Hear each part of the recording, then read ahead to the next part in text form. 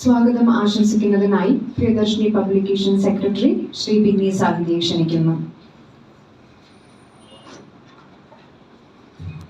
യോഗത്തിന് അധ്യക്ഷത വഹിക്കുന്ന KPCCയുടെ ജനറൽ സെക്രട്ടറിയും പ്രിയദർശിനി പബ്ലിക്കേഷൻ സൊസൈറ്റിയുടെ വൈസ് ചെയർമാനുമായ അഡ്വക്കേറ്റ് പഴവട മധു അവർ, ഈ പുസ്തകം പ്രകാശനം ചെയ്യുന്നതിന് വേണ്ടി എത്തിച്ചേർന്നിരിക്കുന്ന അതിഥികളായ ശ്രീ KV മോഹൻകുമാർ അവർ, ശ്രീ ഹേമചന്ദ്രൻ അവർ, പ്രിയപ്പെട്ട എഴുത്തുകാരി റോസ്മേരി അവർ, നമ്മുടെ ഗ്രന്ഥകർത്താവ് പ്രിയപ്പെട്ട BD ദത്തൻ അവർ, സാഹിത്യ സദസ്സിൻ്റെ കോർഡിനേറ്റർ വട്ടശേഖരമംഗലം വിജയകുമാർ അവർ, പ്രിയ സുഹൃത്തുക്കളെ നമസ്കാരം.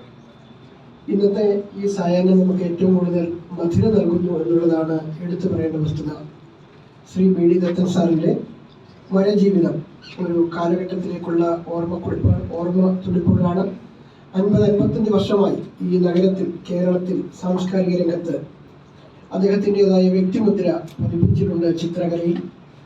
ചിത്രകല മാത്രമല്ല, ആർട്ടിസ്റ്റ്, നാടകം, തിയേറ്റർ തുടങ്ങിയ എല്ലാ മേഖലകളിലും അദ്ദേഹത്തിൻ്റെതായ ഒരു കരസ്പർശം നമ്മൾ അനുഭവിച്ചിട്ടുണ്ട്.